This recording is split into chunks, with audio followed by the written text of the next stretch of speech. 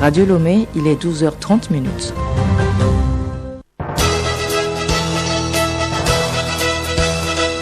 Le journal Geneviève Bognon.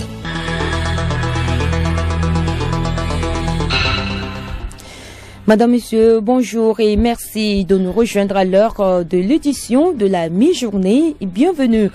Les Togolais célèbrent mardi 27 avril le 61e anniversaire de l'accession du Togo à la souveraineté internationale. Plusieurs activités marquent l'événement, notamment des offices religieux, une messe d'action de grâce et un culte protestant ont été dits ce matin à l'église catholique de Beklikame et en l'église évangélique presbytérienne d'Apegame. Le fil de ces offices à suivre dans cette édition. De l'espoir pour le continent africain, de nouveaux essais cliniques menés dans la lutte contre le paludisme sont en cours pour un vaccin. Et puis, un envoyé spécial pour la Corne de l'Afrique. Il s'agit de l'Américain Jeffrey Feltman, diplomate chevronné. Il devra jouer un rôle de coordination entre les différents États et les acteurs régionaux et internationaux.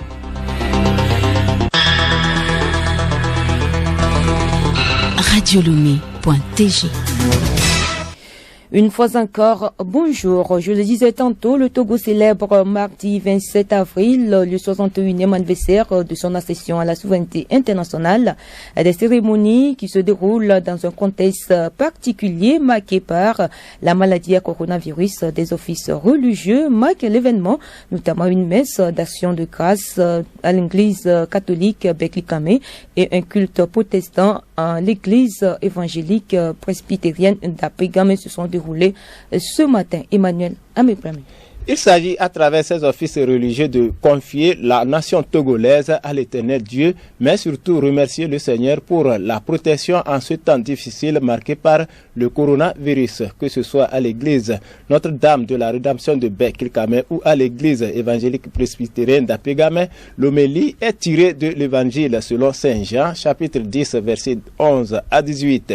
Pour le curé de l'évangile de l'église Notre-Dame de la Rédemption, l'important c'est l'amour du prochain. Célébrant le culte protestant en l'église évangélique d'Apegame, le révérend pasteur Abba Kodjo a invité le peuple à croire au nom du Seigneur qui a donné sa vie pour que nous soyons sauvés. Les trois textes nous indiquent ce que nous devons faire. D'abord, selon le texte de Jean, il nous faut de bons bergers, laisser la mentalité de mercenaires, changer de comportement pour aller de l'avant. Et selon le texte des actes, il nous faut des actes de puissance, des œuvres de puissance pour que nous puissions travailler et aller de l'avant. Et selon le texte de 1 Jean 3, il faut que nous nous aimions, il faut que nous nous soucions les uns des autres pour qu'ensemble on puisse avancer. L'indépendance, nous l'avions dit, ce n'est pas un mot, mais une pratique. Donc nous devons mettre en pratique ce que nous appelons l'indépendance.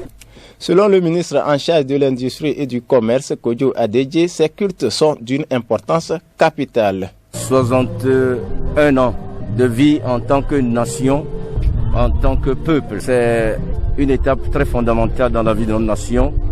Et donc en prélude au 27 avril que nous allons tous célébrer, nous sommes là avec nos frères pour rendre grâce à Dieu pour ce miracle qu'il nous a fait en tant que nation. La marche n'a pas été facile, mais le stabilisateur de la barque a été présent avec nous. Et donc, il est de bon ton que nous puissions venir ici rendre grâce à Dieu. Et la proclamation de l'indépendance du Togo le 27 avril 1960 a été marquée par l'allumage d'un flambeau. La retraite au flambeau est devenue une tradition qui se perpétue à travers le temps. Léontine Atogima, grâce Goto. La ranimation de la flamme de l'indépendance à chaque célébration marque le début des festivités. Elle est le signe du rayonnement de la lumière d'espoir sur le Togo et a été effectuée pour la première fois par le père de l'indépendance. Ce geste de feu, président Sylvanus Olympio, le 27 avril 1960, devient une tradition républicaine. Professeur Joseph Kofi Tigbe, enseignant de l'histoire contemporaine aux universités du Togo. La retraite au flambeau, c'est une tradition républicaine. Ce n'est pas seulement au Togo, c'est la République qui impose ça. Et nous avons hérité tout ça de la France. On est d'accord? En fait, c'est une procédure qui a pour objectif d'associer la population à une certaine manifestation d'importance capitale, la retraite au flambeau. La flamme de l'indépendance est une composante du monument érigé en l'honneur des vaillants fils et filles de la lutte pour l'indépendance. Elle est contenue dans un vase tenu par une dame assise sur un tabouret sacré. Ce symbole revêt un sens, celui de la lumière, qui doit dorénavant éclairer le peuple togolais dans sa nouvelle marche. Les Togolais sont invités à s'unir dans le travail, la détermination et la paix pour achever la lutte de leurs aïeux. Nous retrouvons professeur Joseph Kofi Tigbe. Nous devons travailler pour pouvoir assumer notre indépendance pour que sur le plan économique, sur le plan social, sur le plan culturel, nous puissions ressembler à un qui a entièrement sa souveraineté et que nous puissions nous affranchir de la servitude volontaire. Nous devons nous inspirer du modèle ou des modèles qui s'offrent à nous aujourd'hui, comme Singapour, qui aussi ont connu la colonisation, mais aujourd'hui qui ont pu émerger. Ces exemples peuvent bien nous servir pour que nous puissions aussi finir par jouir entièrement des fruits de l'indépendance. Bonne fête de l'indépendance dans le strict respect des mesures barrières. Et voici la suite du programme des festivités. Lundi 26 avril 2021, 18h, réanimation de la flamme de l'indépendance par son Excellence le Président de la République. Mardi 27 avril 2021, 6h, 21 coups de salve. 8h, mise en place terminée. 8h15, arrivée de Madame la Présidente de l'Assemblée nationale. 8h20, arrivée de Madame le Premier ministre, 8h30, arrivée de son Excellence le Président de la République. Revue des troupes, honneur militaire, saut parachutiste et défilé militaire. Autre sujet de cette édition, la commune de Binaan a présenté vendredi dernier à la Maison des Jeunes et de la Culture à Pagoуда le bilan de la campagne de sensibilisation des contribuables sur le civisme fiscal. À Top Pagoуда, Joseph Amar Pacha pour des précisions. L'objectif est de présenter à l'ensemble des acteurs le bilan des activités menées au cours de la campagne, de tirer les leçons des activités menées, d'identifier les réussites et les échecs afin d'élaborer des recommandations pour une meilleure mobilisation des recettes dans la commune de Binaan. Pendant une semaine, les organisateurs ont rencontré les responsables des différents corps de métier, des conseillers municipaux, des agents municipaux, des représentants des ONG et associations et des responsables des services déconcentrés. Les échanges ont porté sur le paiement des impôts et taxes, les droits et obligations des contribuables, les recettes fiscales et non fiscales, les dispositifs de recouvrement et de gestion des recettes et le rôle du citoyen dans le contrôle du budget des collectivités locales. Des émissions radiophoniques, des spots et communiqués publicitaires ont été réalisés sur la radio locale Binaan FM. Un véhicule sonorisé a parcouru les grandes artères de la commune pour passer des messages clés de la campagne. Au terme de ces activités, l'équipe d'organisation a suggéré la poursuite de la sensibilisation pour atteindre toutes les couches socio-professionnelles de la commune, une écoute permanente des contribuables, l'élaboration d'un fichier des contribuables au niveau de la mairie et de l'OTR et le renforcement des capacités des agents en technique de recouvrement. Rappelons que cette campagne de sensibilisation des contribuables sur le civisme fiscal s'est déroulée du 19 au 23 avril 2021. Elle est une initiative de la commune de Binaan avec l'appui technique et financier du programme Décentralisation et Gouvernance locale Prodégol, un programme cofinancé par l'Union européenne et l'Allemagne et mis en œuvre par la GIZ. Joseph Makpacha, à Top Pagoуда pour Radio Lomé. Le journal Geneviève Bognon. À l'étranger, en Côte d'Ivoire, après une suite d'échecs politiques depuis la présidentielle d'octobre dernier, des voix s'élèvent au sein du PDCI pour dénoncer la stratégie du parti, alors que la formation politique historique vient de célébrer ses 75 ans d'existence. Son secrétaire exécutif et numéro 2 du parti, Maurice Kakou Gikakoué, fait partie des cadres qui cristallisent les mécontentements, notamment auprès des jeunes du PDCI. Washington intensifie sa diplomatie dans la corne de l'Afrique. Le secrétaire d'État américain Anthony Blinken vient de nommer un émissaire des États-Unis pour la région. C'est Jeffrey Feldman qui assumera son rôle, diplomate chevronné. Il a été ancien secrétaire d'État américain adjoint pour le Moyen-Orient, puis sous-secrétaire général de l'ONU pour des affaires politiques. Alors qu'Anthony Blinken dit craindre une escalade des conflits dans la région, Jeffrey Feldman devra jouer un rôle de coordination entre les différents États et les acteurs régionaux et internationaux. Ce 25 avril, c'est la journée internationale de lutte contre le paludisme, maladie qui a entraîné la mort de près de 400 000 personnes dans le monde en 2019, en grande majorité des enfants de moins de 5 ans.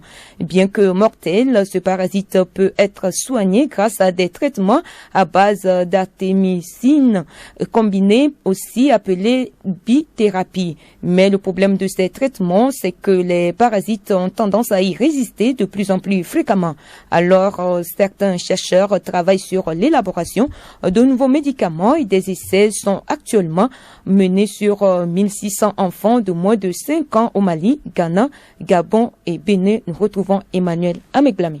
Les essais cliniques menés dans ces 4 pays africains testent en grandeur nature des médicaments toujours à base d'artémisinine, non plus en mais en trithérapie. L'objectif du projet, c'est d'apporter la preuve que cette trithérapie sera efficace et bien tolérée par les patients, c'est-à-dire avec peu d'effets secondaires supplémentaires par rapport à la bithérapie et l'absence d'anomalies dans les concentrations plasmatiques de médicaments, explique le chercheur Jérôme Klein à l'initiative de ces essais. Et c'est cette troisième molécule, l'atovocone proganil, plus connu sous le nom de malarone, en combinaison des 2 autres, qui fait la nouveauté de ces essais. Sa propriété, bloquer la transmission du parasite pendant toute la durée du traitement. L'intérêt de l'atovocone proganil, c'est qu'elle a une double action. À la fois, elle empêche la transmission et en plus, elle contribue à la diminution des symptômes, avance Jérôme Klein. Au Burkina Faso, les chercheurs de l'unité de recherche clinique de Nanoro et leurs partenaires de l'université d'Oxford ont rendu public les premiers résultats des essais sur un candidat vaccin contre le paludisme. L'essai clinique de ce candidat vaccin vient de passer sa deuxième phase. Le R21 Matrix-M a fait preuve d'une très grande efficacité, ce qui suscite déjà de l'espoir au niveau des acteurs de la lutte contre le paludisme. Au total, 450 enfants âgés de 5 à 17 mois ont été recrutés dans 24 villages durant ces premiers essais. Les chercheurs ont déclaré que sur 12 mois de suivi, le vaccin s'était avéré efficace à 77% dans le groupe ayant reçu la dose la plus élevée et à 71% dans le groupe ayant reçu la dose la plus faible, sans qu'aucun effet indésirable grave lié au vaccin n'ait été constaté. Ces résultats n'ont jamais été égalés par un autre candidat vaccin, ce qui suscite beaucoup d'espoir chez les spécialistes de la santé. C'est d'ailleurs le premier candidat vaccin à atteindre l'objectif d'efficacité de 75% fixé par l'Organisation mondiale de la santé. En attendant, le paludisme continue de tuer massivement en Afrique et majoritairement des enfants de moins de 5 ans. Il est donc primordial de continuer de lutter contre sur le continent malgré la pandémie de Covid-19, rappelle le docteur Moumouni Kinda, directeur général d'une ONG médicale qui agit sur le terrain en Afrique centrale et de l'Ouest pour prévenir des effets de cette maladie. Depuis un an, l'OMS a enregistré une hausse de la mortalité liée au paludisme de 19 000 à 100 000 personnes en Afrique subsaharienne. Et puis un incendie qui a ravagé ce dimanche avant l'aube l'hôpital Ibn al-Khadib dédié aux patients atteints du Covid-19 à Bagdad a fait 58 morts. Selon un dernier bilan, ce sont des bouteilles d'oxygène stockées sans respect des règles de sécurité qui seraient à l'origine du drame provoquant des explosions et incendies en chaîne.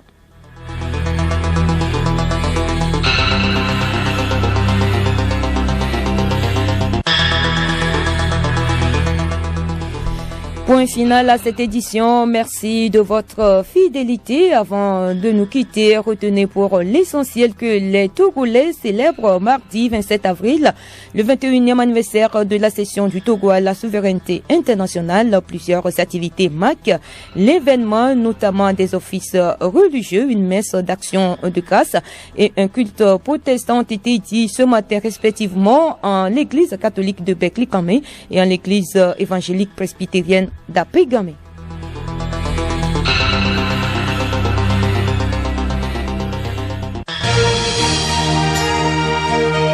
Radio Lomé, boîte postale 434, email radiolomé@radiolomé.tg. radiolomé.tg